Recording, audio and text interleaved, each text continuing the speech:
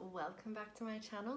It has been a while and now I've finally been able to say why, and that is because I'm pregnant. And I would have done a capsule wardrobe video with my last capsule wardrobe, but I was not feeling great and I wasn't really fitting my clothes anymore very well, so it would have been just a little bit awkward to try and put that together. So if you were wondering why that didn't happen, that is why. But I will be back to normal for the next capsule wardrobe. And today I actually wanted to speak to you about my favorite essentials for the first trimester. And I've tried to keep these really minimal and also eco-friendly where possible, because they are two things that are really important to me. So with the first trimester, for me, it was actually nothing like what I had imagined it would be. I mean, I knew it was possible I would feel morning sickness, but I didn't think about some of the other things that might impact me during that time. And I'm sharing how I felt. It's not the same for everyone. Everyone has different experiences, and actually each pregnancy one person has can be totally different as well. So I'm just sharing this in case maybe you're feeling the same, but if you're not, then it doesn't mean anything.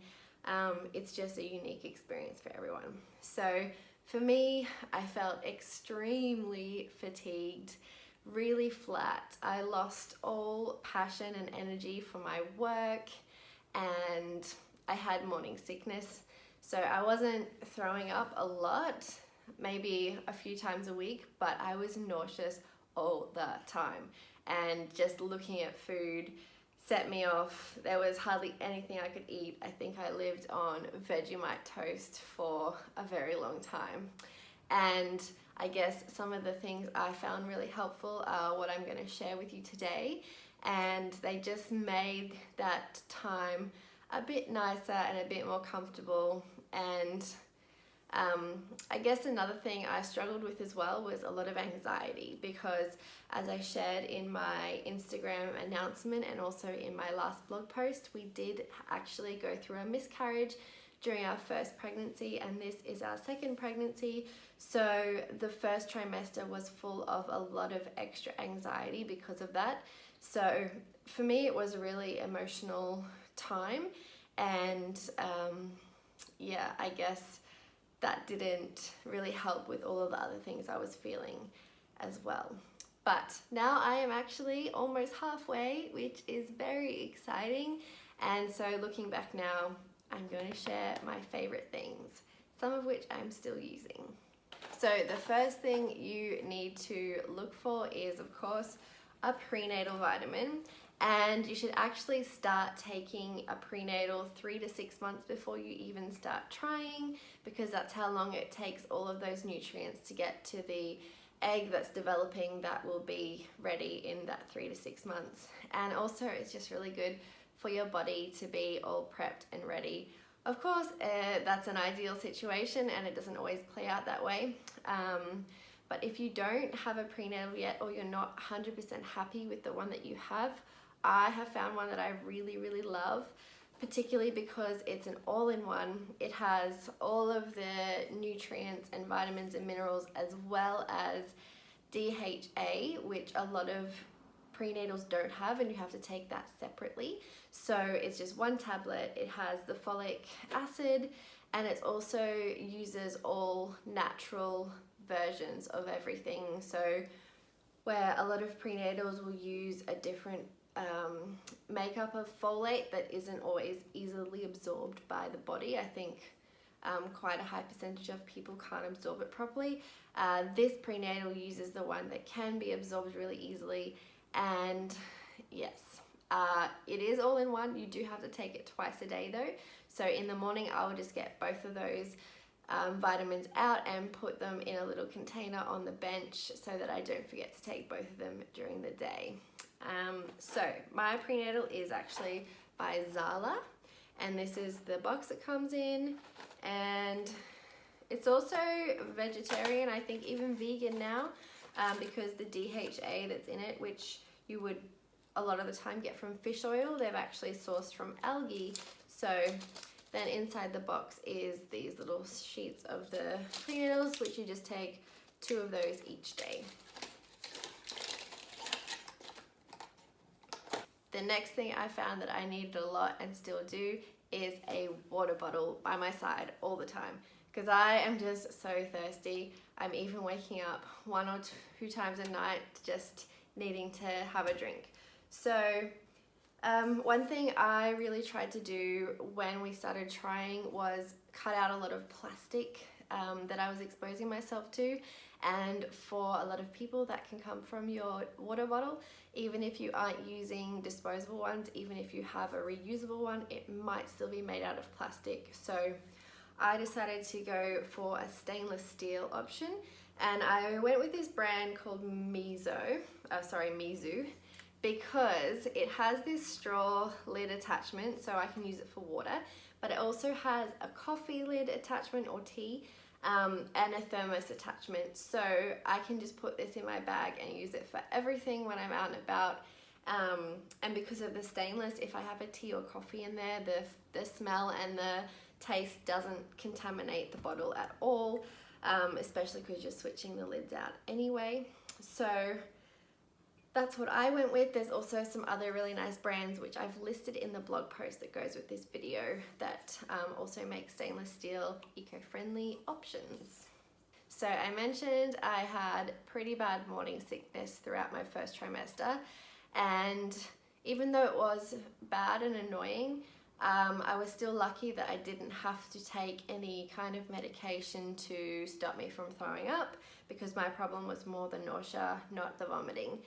And one thing I found helpful, I'm not sure if it was just a placebo effect or it actually worked, but anyway, it doesn't matter, it made me feel better, were these C-bands. So they're actually little, I always struggle with this little box that they're in. They're actually little fabric bands that stretch, and you put them on your wrist, and this little ball here.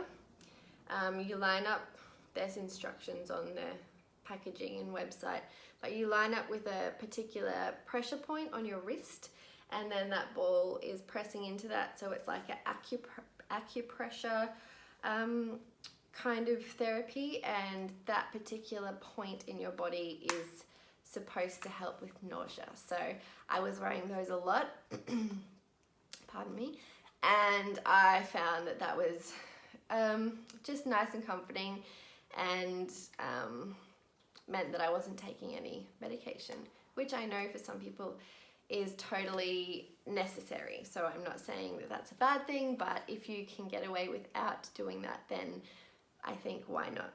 The next thing that was in my essentials was tea. So like I mentioned, I was living on Vegemite toast a lot of the time, and fruit, vegetables, and a lot of other things, just I couldn't even look at them.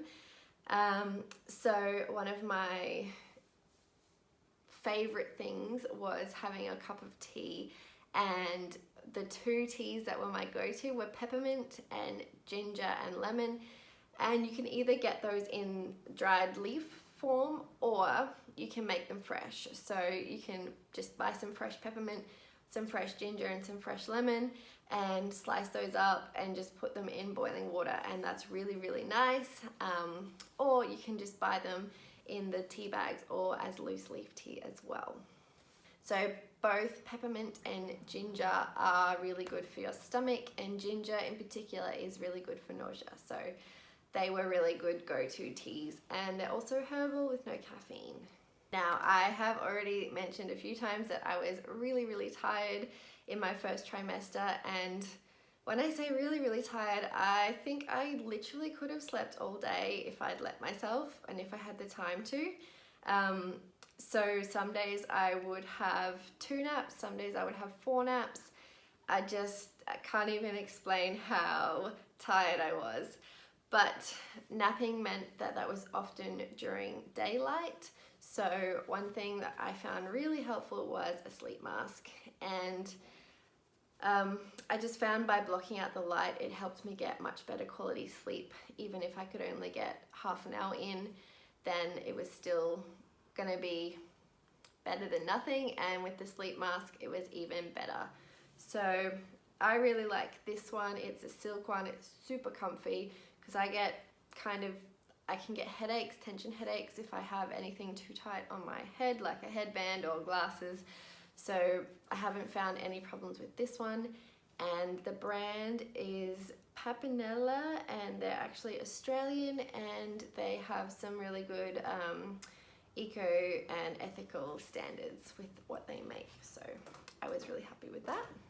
And then, speaking of sleeping, another thing I found that became uncomfortable quite quickly, maybe about 8 or 10 weeks into my pregnancy, were my pajamas started getting really tight. So I normally wear shorts and a top to bed, and I just found that the shorts were cutting into me by the morning and getting really uncomfortable. So for me, getting a pair of comfy pajamas or two was really important. And I found these really, really amazing ones that I'm super happy with. They're by the same brand as the sleep mask I just showed you, Papinel, and they are like 90s, so just a loose fitting kind of dress, and they're super soft fabric, and they even have pockets, which is amazing. I love anything with pockets. And what I love about these two is that they have heaps of room, so I will fit them all throughout my pregnancy, and I think they're also going to be super comfy after I have baby. And that's something I've tried to keep mindful. Anything I am purchasing, I want to make sure it's not just for pregnancy but can be used afterwards, because I think that's a more minimal and eco-friendly way to go as well. So pajama pants were getting tight. Not long after that, my everyday pants were getting tight. Even before you really start to show, you feel it yourself, and it gets pretty uncomfortable. So something that I invested in was a pair of really comfy sweatpants. I sized up 1 or 2 sizes, and that was enough to just give me space, and were really good for wearing around the house. Still wearing them. And other great options for comfy around the house clothes are tights, and also pants with a wide elastic band at the top. But of course, you can't always get away with wearing sweatpants and tights and leggings all the time. So if you do have to put on real pants now and again, which most of us do, I would highly recommend getting a pair of jeans like this, if jeans are an option for you. I bought a pair. There's this kind here where the elastic is just built into the front, and there's also jeans you can get that have like a big belly cover that come up past the jeans that will go under your shirt. I tried both, and for me the belly cover was just so irritating that I couldn't stand to wear them. It's like my belly just didn't want anything tight on it, and also I found they didn't really stay up very well. They're probably made for your 3rd trimester when you have a huge belly, to hold them up with that band, whereas these ones are going to work throughout the whole pregnancy, and they're much more discreet, and definitely what I would recommend. And then of course, another thing you're going to want to get is a comfortable bra or two, because that is another area that starts growing and changing and is pretty painful in the beginning too. So comfy bras without underwires are really nice. There's a really great brand called Organic Basics. It has some good options for those. But something I was also mindful of is if I was going to buy anything new, I wanted it to be for pregnancy and after pregnancy. So I looked into maternity bras quite early and have purchased some of those to wear now. They're more comfortable. They're generally made to be more soft and more cozy. So that was really great, but also I'll be able to use them once baby is here too. So some great brands for those are Boob. They're a really good, sustainable, eco-friendly brand, And another brand which is only available in Australia and New Zealand, unfortunately, is called Peachy Mama. And I've linked to both of those in the post that goes with this video. So I was talking about new pants before, but another option that you can get, it's like a pants expander.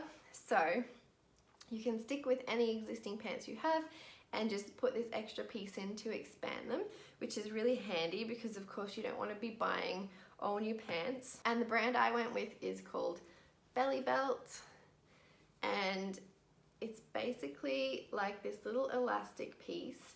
Comes with different sizes in the pack, and then these fabric bits you thread onto the elastics depending on the color of your pants, and then you put that on the button and that in the hole, and it just sort of, this sits where your zipper would be open a bit and expands your pants.